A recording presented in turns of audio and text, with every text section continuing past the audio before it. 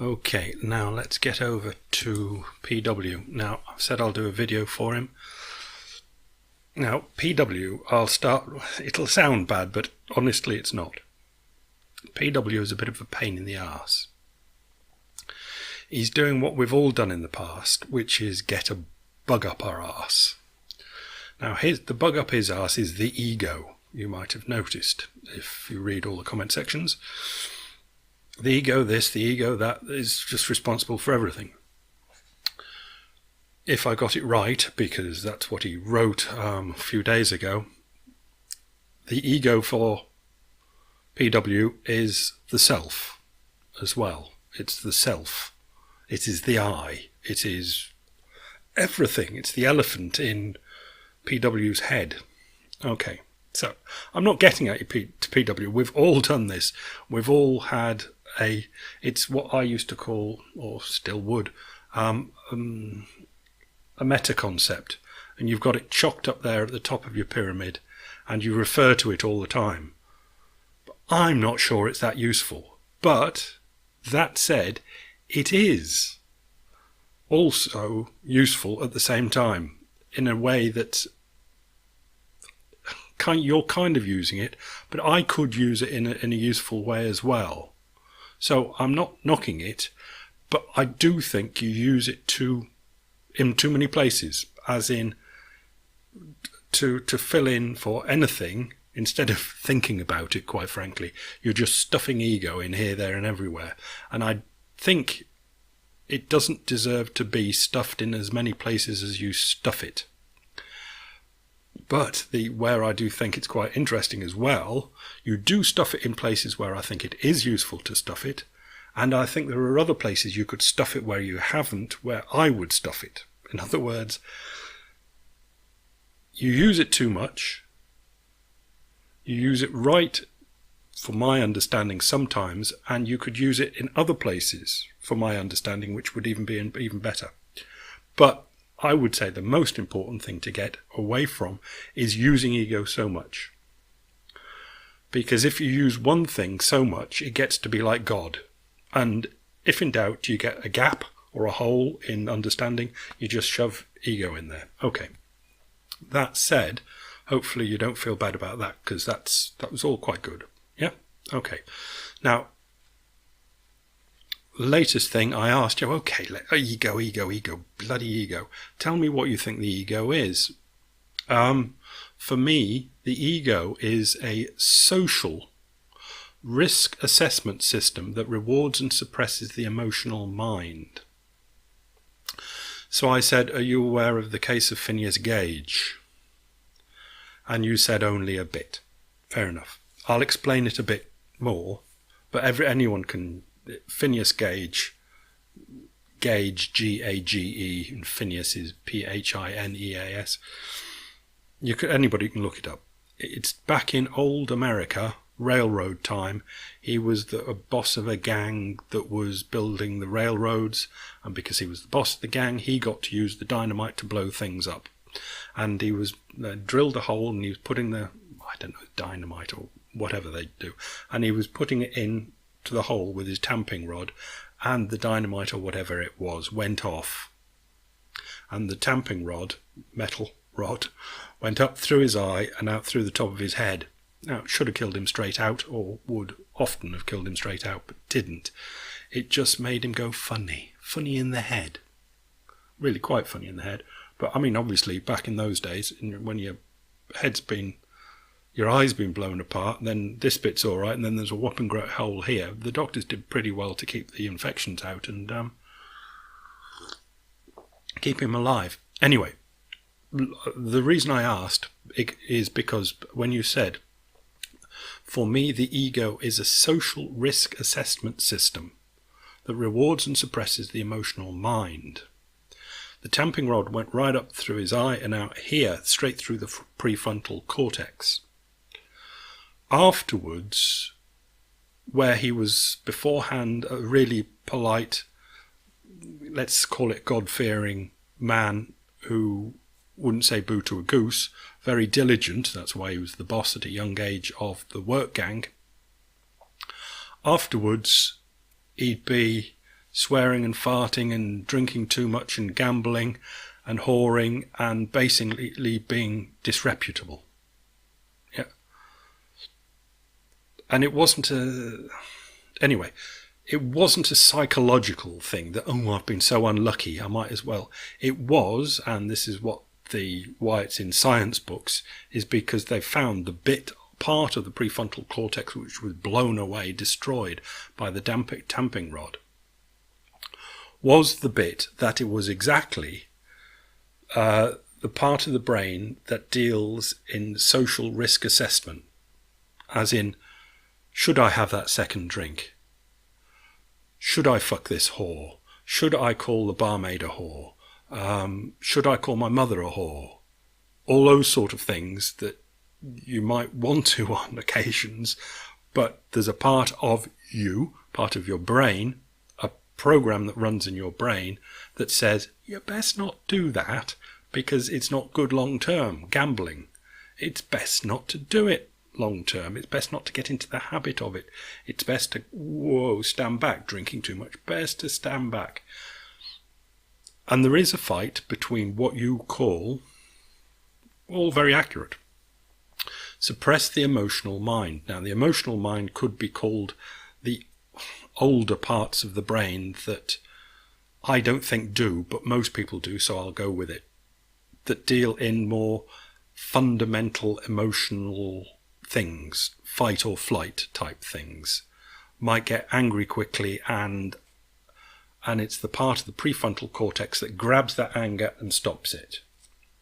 Okay, so it's very understandable that somebody like you would think that that bit that grabs the bit that's done the social risk assessment and then goes, best not, it's very reasonable to imagine that that is the I, the me, the you, the self, the ego, whatever you want to call it. That is me. It's the good bit. Okay.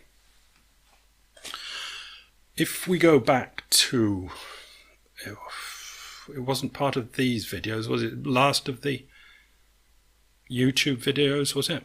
I had the from Animal House, that bit of the movie where you've got the boy, the girl on the bed, who was only 14, and the devil and the angel, and the devil saying, fuck her, and the angel's going, oh, you got to leave leave a little girl alone. Okay?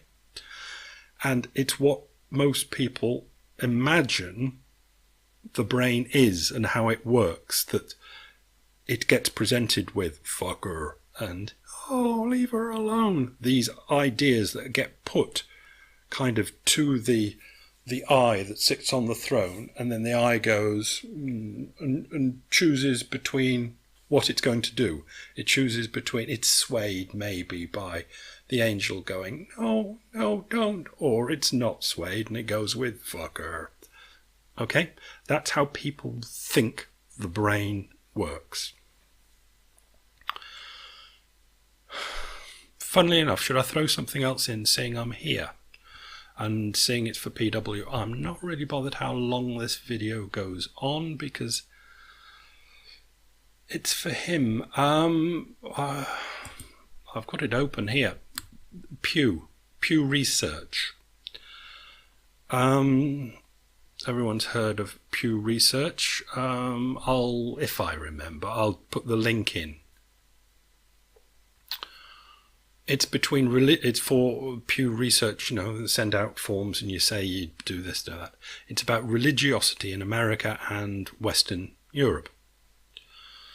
And basically you get, I won't go too far into it, American religious people that say, I'm religious, I'm a Baptist or something. Okay. And then there are Americans that aren't attached to a church. And they're another thing, but they say they're religious. And then you get another lot that say they're none. They're none of that religious lot. And basically, American nuns are still, it's N-O-N-E-S, are more religious than even the religious people in the Western Europe. Okay. I've got just a strange statistic right in front of my face. Netherlands. 81% of people in the interviewed of the religiously but unaffiliated religious, they're not a particular thing, but they just say they're religious but not affiliated. 81% believe there is something called a soul. The soul exists. Of the ones that call themselves non-believers of any of that religious crap, 43% in the Netherlands say they do believe that they have a soul. Yeah? It's a kind of a come down. You're sliding down from, I believe in God, then you say, I'm kind of, I think there's something going on out there, and then that goes. And then you're still grabbing on to, I've got a soul, and then it comes down to, what's the smallest one? Ireland. Especially for you. The 19% of the non-religious in Ireland say they haven't got a soul. I think that's a kickback maybe from they want to get as far away from the Catholic shite as possible. But yeah, 43% of non-religious people in the Netherlands think they've got a soul. 40% of Belgians think they've got a soul. 35% of people in Denmark think they've got a soul. UK, only 22%. They've been over it for quite a long time. But a lot of people think they've got a soul. And that soul thing is this I sitting on a throne that decides between fucker and leave the girl alone. Of course you can say, go back to you. Oh no. Of course you can say, that is me. That is the new advanced modern me. That's the new frontal cortex, new advanced modern brain. That's me.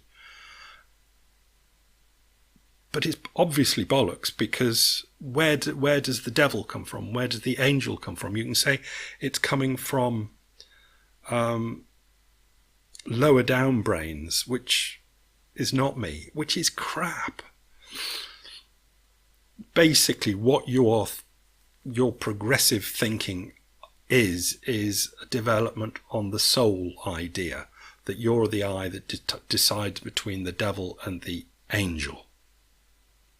You're calling it the ego, but it's still the soul idea that there's a you inside the brain that's some way more important than where the temptation of the devil comes from, or where the decent advice of the angel comes from.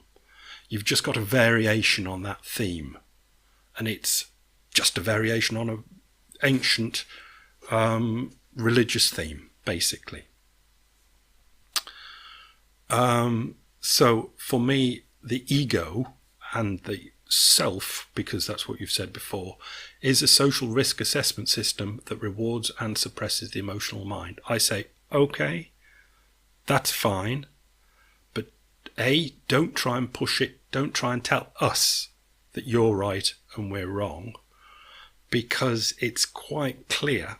I'm going to tell you, because it's quite clear that what you've got a severe attack of is coming just a couple of levels down from normal religious belief in that God gave man a soul, and soul makes the decision between good and evil, and that's all yours is. It's a social risk assessment system which is choosing the risk assessment between good outcomes and bad social risk, reward suppressing, whatever. It's just exactly that, just in different words. So let's just say this is a warning from me to you to say, I think that's where you are at. And you might think that it's some great leap forward to talk about the ego being something prefrontal cortex risk assessment system, etc. But it isn't. It's a really big throwback to one level down from 2 levels down, depending how many levels we're going to have, from basic religious thinking. And I think this is why it's so solidly stuck into your head, and why it comes out as your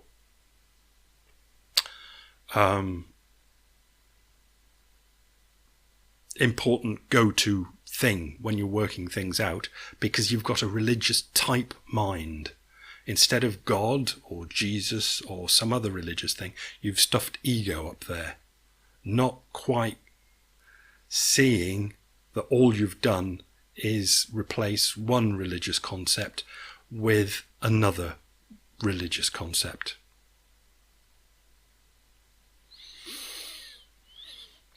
In my humble opinion, and all that sort of thing.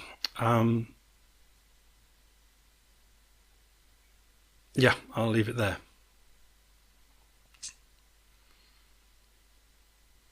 Yeah.